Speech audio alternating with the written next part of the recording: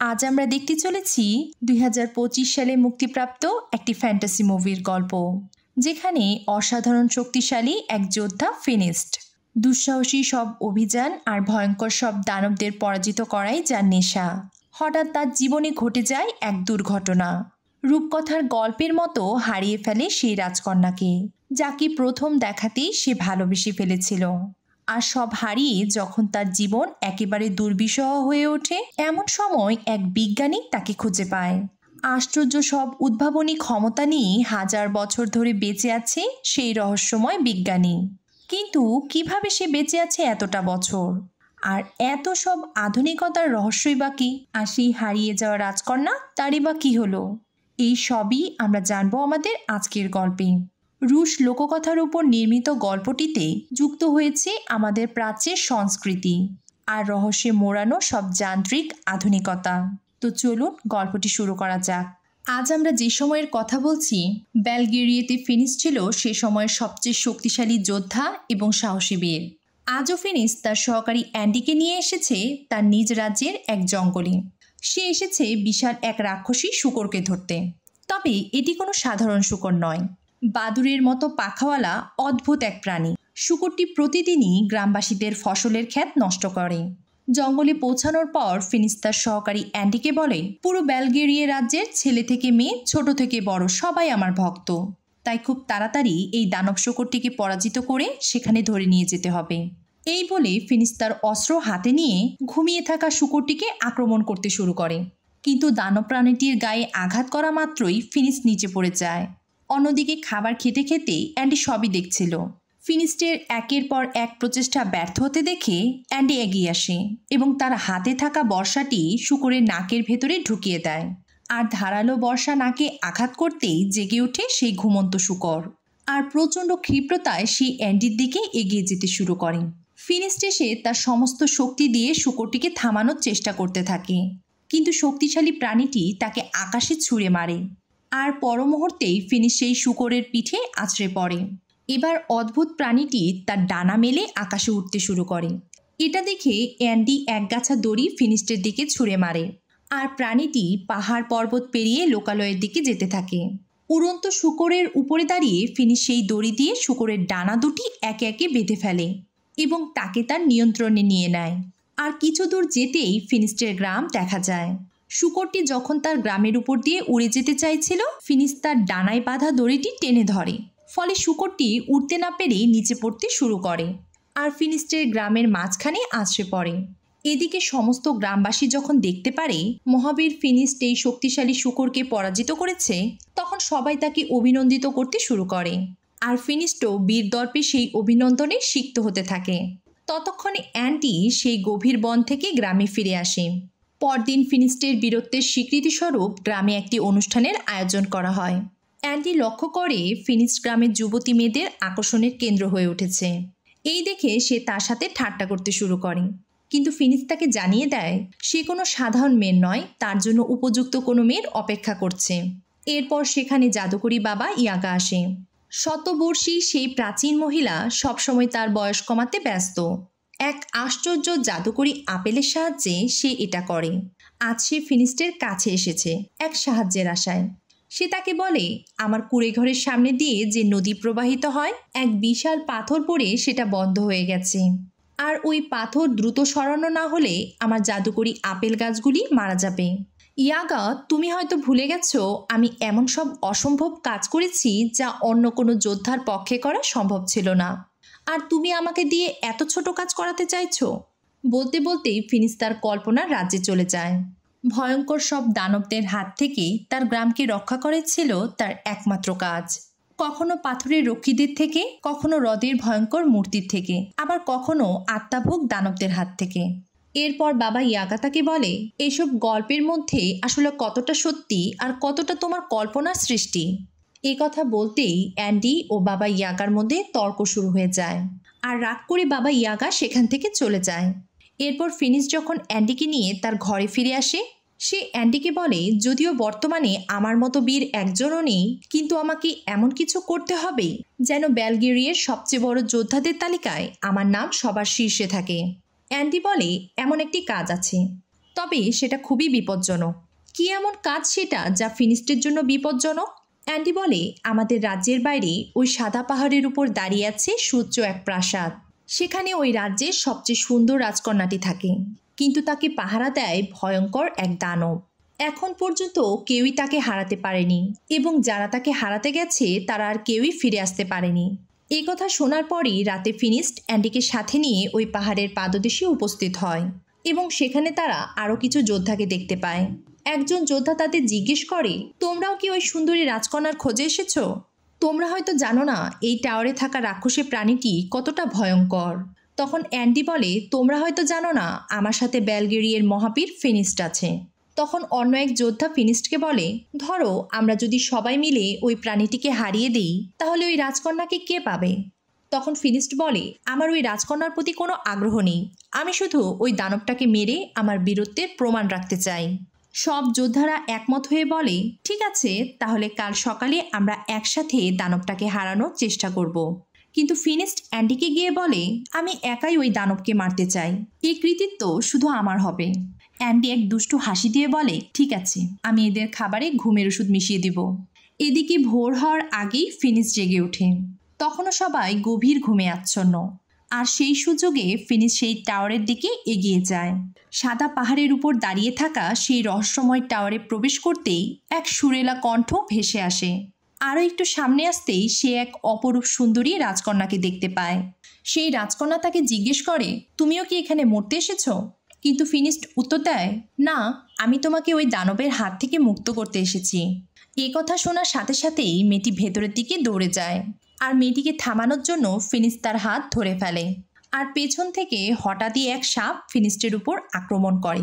ফিনিস্ট ওই সাপের সাথে লড়াই করতে শুরু করে, কিন্তু কিছুক্ষণ পর বোঝা যায় এটি কোনো সাধারণ সাপ ছিল না, এটি ছিল সেই দানবের লেজ, যার খোঁজে ফিনিস্ট এখানে এসেছিল।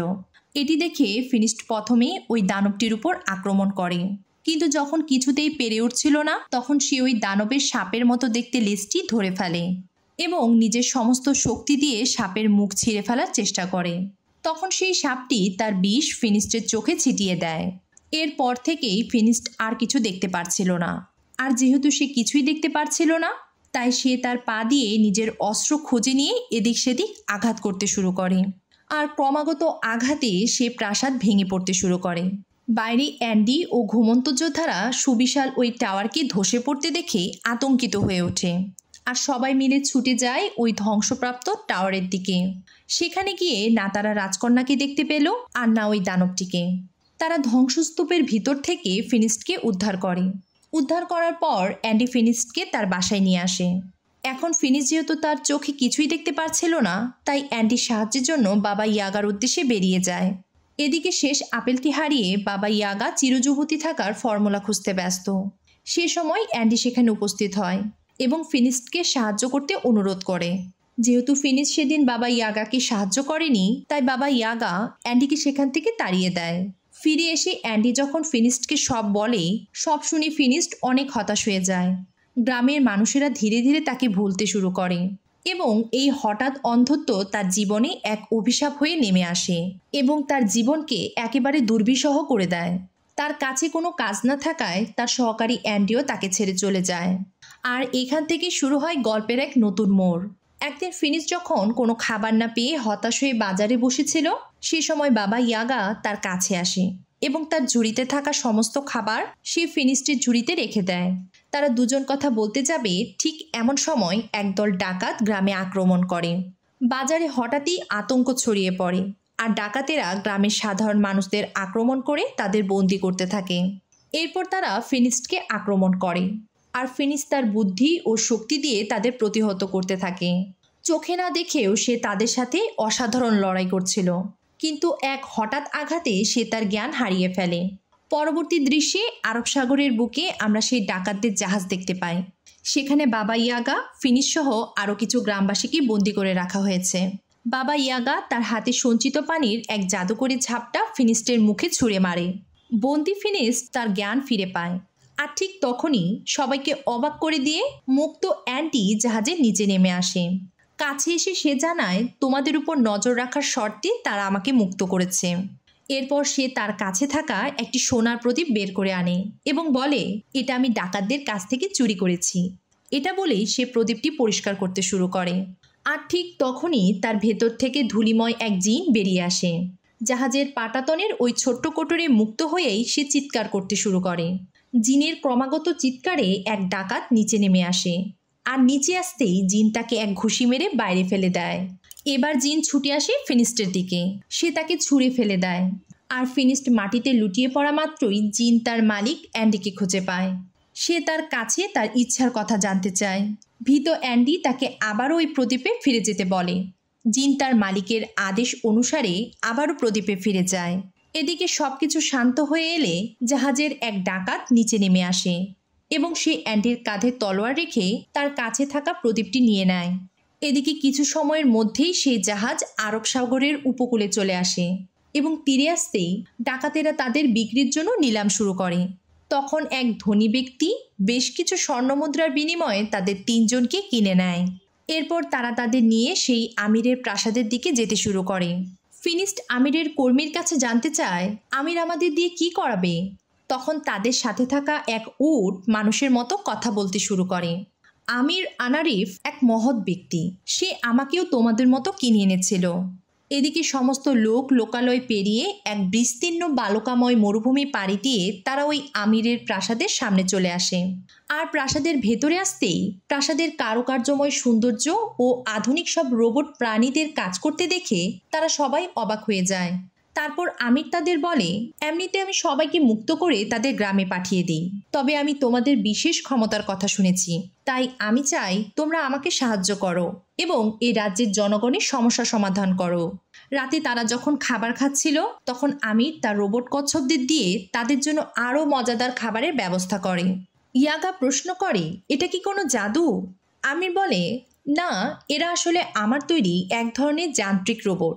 প্রায় 1000 বছর, সঠিকভাবে বলতে গেলে 936 বছর ধরে আমি এই প্রজেক্টে কাজ করছি। ইয়াগা জানতে চায়, এত বছর কিভাবে সম্ভব? আমির জানায়, আমি একজন উদ্ভাবক ও রসায়নবিদ। সে তাদেরকে তার গবেষণাগার ঘুরে দেখার আমন্ত্রণ জানায়। তার গবেষণাগার যেন সব আশ্চর্য ও অদ্ভুত জিনিসে ভরপুর। সে তাদেরকে এক হলদে রঙের রসায়ন দেখায়, যা খেলে বয়স আর বাড়ে না। তারা আমির আনারিফের ব্যাপারে যতই জানছে ততই যেন অবাক হচ্ছে। এবার সে ফিনিক্সকে একটি চশমা পরিয়ে দেয়, আর পর মুহূর্তেই ফিনিক্স সব কিছু দেখতে শুরু করে। আবেগে আপ্লুত ফিনিক্স খুশি হয়ে আমিরকে জড়িয়ে ধরে এবং বলে, আমি আপনার জন্য সব কিছু করতে পারি। আনারিফ বলে, এ সব কিছুই বিজ্ঞানের জন্য সম্ভব হয়েছে, আর যেসব জাদুর জিনিস মানুষের ক্ষতি করে তা ধ্বংস করার জন্য আমি এই বিশেষ মেশিনটি বানিয়েছি। এই বলে সে ওই জাদুর প্রদীপ বের করে আনে আর বলে, আমি এটা ডাকাতদের কাছে পেয়েছি। বাকিরা ভয় পেয়ে সতর্ক অবস্থান নিলেও আমির প্রদীপ ঘষা দিয়ে সেই মেশিনের উপরে রাখে। এবারও সেই জিন বাইরে বেরিয়ে আসে ঠিকই, কিন্তু কিছু করার আগেই আমি সেই মেশিন চালাতে শুরু করে। আর পদ্ম ফুলের মতো দেখতে মেশিনটিও সেই জিনকে তার ভেতরে টেনে নেয়। আমির বলে, দেখো, আমি এই দুষ্ট জিনকে শেষ করে দিয়েছি, এখন আর কোনো ভয় নেই। রাতে তারা যখন বিশ্রাম নিচ্ছিল, আমিরের যান্ত্রিক কবুতর একটি বার্তা নিয়ে আসে। ফিনিস্ট বলে, এতে কি লেখা আছে? আমির বলে, সিংহের মতো মুখ আর সাপের মতো লেজওয়ালা এক রাক্ষসী প্রাণী আমাদের রাজ্যে দেখা গিয়েছে। সে খুবই বিপজ্জনক এবং অনেক মানুষকে হত্যা করেছে। আমাদের তাকে ধরতেই হবে। সব শুনে ফিনিস্ট বলে, কাজটি আপনি আমার উপর ছেড়ে দিন। ভোরে ইয়াগা বিজ্ঞানী ল্যাবে বয়স কমানোর সেই ঔষধ খুঁজতে যায়, কিন্তু সেই রসায়নটি খুঁজে পাওয়ার আগেই বিজ্ঞানী ল্যাবে চলে আসে এবং লুকিয়ে থাকা ইয়াগাকে বলে, যদি তোমরা সেই দানব প্রাণীটিকে ধরে নিয়ে আসতে পারো তাহলে আমি বয়স কমানোর সেই আশ্চর্য রসায়নটি তোমাকে দিয়ে দেব। সকালে সবাই যখন অভিযানের প্রস্তুতি নিচ্ছিল তখন বিজ্ঞানী তার বানানো একটি যন্ত্র দেখিয়ে বলে, এর সাহায্যে তোমরা খুব দ্রুত সেই পাহাড়ে পৌঁছে যেতে পারবে এবং সেই প্রাণীটিকে এই যান্ত্রিক বাক্সে ধরে নিয়ে আসতে হবে, কারণ আমি তাকে জীবিত চাই। ফিনিস্ট হেসে বলে, সেই প্রাণী তো বিশাল বড়। বিজ্ঞানী জানায়, তুমি যখন প্রাণীটির খুব কাছাকাছি চলে আসবে তখন বাক্সের এই চাবিটি তুলে দিলেই তা খুলে বড় হয়ে যাবে।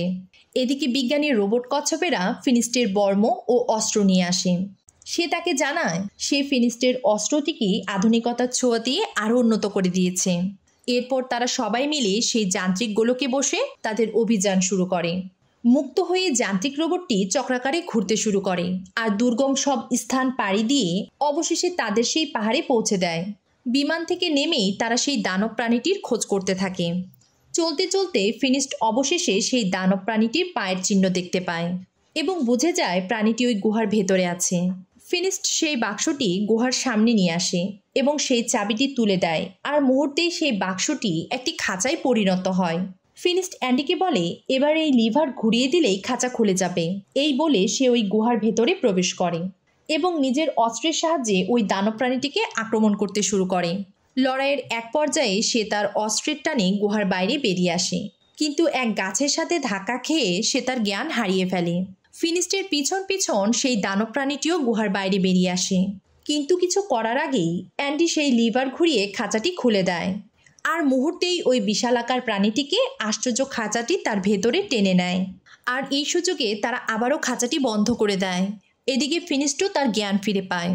এবার তারা সবাই মিলে প্রাসাদের দিকে এগিয়ে যেতে থাকে। চলতে চলতে দিন পেরিয়ে রাত নেমে আসে আর তারা বিশ্রাম নিতে শুরু করে। এদিকে সবাই যখন ঘুমিয়েছিল, খাঁচার ভেতর থেকে প্রাসাদে শোনা সেই সুরেলা কণ্ঠ ফিনিস্টের কানে ভেসে আসতে থাকে। কৌতূহলী হয়ে যখন সে খাঁচাটি খুলে দেয়, সে সেখানে প্রাসাদে দেখা সেই সুন্দরী রাজকন্যাকে দেখতে পায়। এদিকে খাঁচা খোলার শব্দে অ্যান্ডি ও ইয়াগা জেগে ওঠে। ফিনিস তাদেরকে সব খুলে বলে।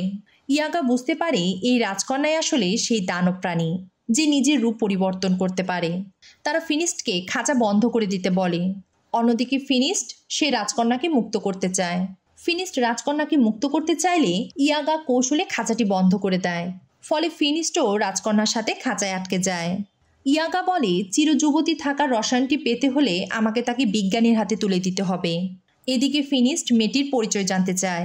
মেয়েটি তাকে জানায় সে অভিশপ্ত। এটি এমন এক অভিশাপ, যদি কেউ তাকে স্পর্শ করে তবে সে এক দানব প্রাণীতে পরিণত হতে শুরু করে।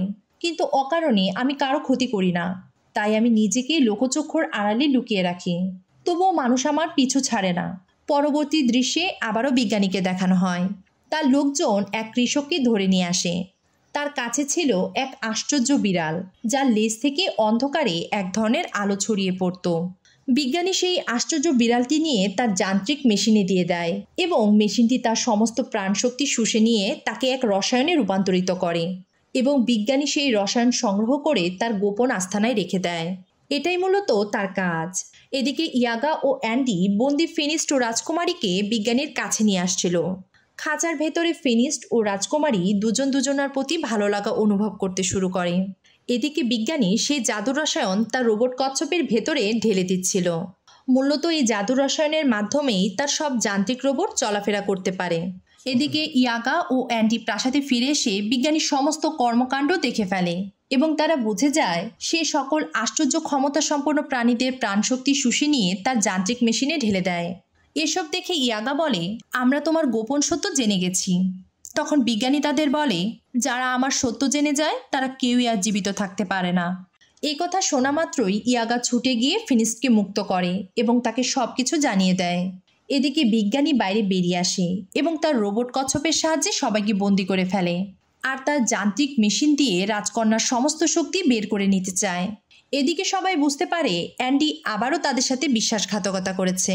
তখন বিজ্ঞানী তাদের জানায় মূলত অ্যান্ডি তাকে ফিনিস্টের ব্যাপারে জানিয়েছিল, তাই সে ওই ডাকাত পাঠিয়ে তাদেরকে ধরে এনেছে। এদিকে যান্ত্রিক মেশিনটি যখন সুন্দরী রাজকন্যার প্রাণশক্তি শুষে নিতে শুরু করে, তখন ফিনিস তার সর্বশক্তি দিয়ে তার দিকে এগিয়ে আসে এবং তার হাত ধরে ফেলে, আর মুহূর্তেই সেই রাজকন্যা দানব প্রাণীতে পরিণত হয়। একে একে সব কিছু ধ্বংস করে সে সেখান থেকে পালিয়ে যায়। আর সেই সুযোগে ফিনিস্ট ও ইয়াগাও কথা বলা উটটিকে সাথে নিয়ে পালাতে শুরু করে। এদিকে বিজ্ঞানী প্রাসাদের বেসমেন্টে গিয়ে এক বিশাল রোবট কচ্ছপকে চালাতে শুরু করে এবং যখন সে ওই বিশাল কচ্ছপটিকে প্রাসাদের মাটি ফুঁড়ে বাইরে নিয়ে আসে, প্রচণ্ড আঘাতে পুরো প্রাসাদটি ভেঙে পড়ে। এদিকে বিজ্ঞানীর বিশাল কচ্ছপটিকে দেখে ফিনিস্ট ও ইয়াগা পালাতে শুরু করে। বিজ্ঞানী এবার তাদের উপর বোমা দিয়ে হামলা করতে শুরু করে, আর পরক্ষণেই বিজ্ঞানী তার কৌশল পরিবর্তন করে আর হঠাৎই সে তার বিশালাকার রোবট কচ্ছপটি নিয়ে ইয়াগার সামনে চলে আসে। আর সামনে আসতেই বিশালাকার রোবট কচ্ছপটি ইয়াগার সমস্ত জাদুশক্তি শুষে নিতে শুরু করে। ইয়াগাকে প্রচণ্ড যন্ত্রণায় চিৎকার করতে দেখে অ্যান্ডি মেশিনটি বন্ধ করে দেয় এটা দেখে বিজ্ঞানী রেগে গিয়ে অ্যান্ডিকে লাথি মেরে রোবট মেশিনের বাইরে বের করে দেয়। এদিকে ফিনিস্ট নিজের অস্ত্রের সাহায্যে কচ্ছপটির পিঠে উঠে আসে। বুঝতে পেরে বিজ্ঞানী কচ্ছপটির মাথা দিয়ে ফিনিস্টকে আক্রমণ করে। এতে ফিনিস্টের চশমা খুলে নিচে পড়ে যায় এবং সে আবারও তার দৃষ্টিশক্তি হারিয়ে ফেলে। এদিকে ইয়াগা তার প্রাণশক্তি হারিয়ে এক বৃদ্ধায় পরিণত হয়। প্রাণপ্রিয় সৌন্দর্য হারিয়ে সে কান্নায় ভেঙে পড়ে। এবার সে ও অ্যান্ডি মিলে ফিনিস্টকে গাইড করতে শুরু করে এবং ফিনিস্টও তাদের কথা অনুসরণ করে বিশাল কচ্ছপটিকে উল্টে দেওয়ার চেষ্টা করতে থাকে। এদিকে সেই দানব প্রাণীটিও সেখানে চলে আসে আর তাকে দেখে বিজ্ঞানী কিছুটা ভয় পেয়ে যায়। আর সেই সুযোগে ফিনিস্ট তার অস্ত্র দিয়ে বিশালাকার কচ্ছপটিকে উল্টে দিতে সক্ষম হয়। আর কচ্ছপটি মাটিতে পড়তেই তার ভেতরে থাকা সমস্ত রসায়ন বাইরে বেরিয়ে আসে। এবার বিজ্ঞানী তার উদ্ভাবিত পাখার সাহায্যে উড়ার চেষ্টা করে, কিন্তু পাখাটি ঠিকমতো কাজ করে না। আর কচ্ছপের গা থেকে বেরিয়ে আসা জাদুর রসায়নে পড়ে গিয়ে সে মারা যায়। এদিকে ফিনিস্টকে হারিয়ে সবাই কাঁদতে শুরু করে আর সুন্দরী রাজকন্যার চোখের জল গড়িয়ে গিয়ে পড়ে ফিনিস্টের চোখে। এতে ফিনিস্ট তার জ্ঞান ও দৃষ্টিশক্তি উভয়ই ফিরে পায়। সব কিছু ফিরে পেয়ে ফিনিস্ট অনেক খুশি হলেও রাজকন্যা তাকে জানায় এই অভিশাপ আমাদের একসাথে থাকতে দেবে না। বন্ধুরা, এই ছিল আমাদের আজকের গল্প। গল্পটি ভালো লাগলে লাইক, কমেন্ট ও শেয়ার করুন এবং সাবস্ক্রাইব করে চ্যানেলটিকে বেড়ে উঠতে সাহায্য করুন। দেখা হবে আমাদের পরবর্তী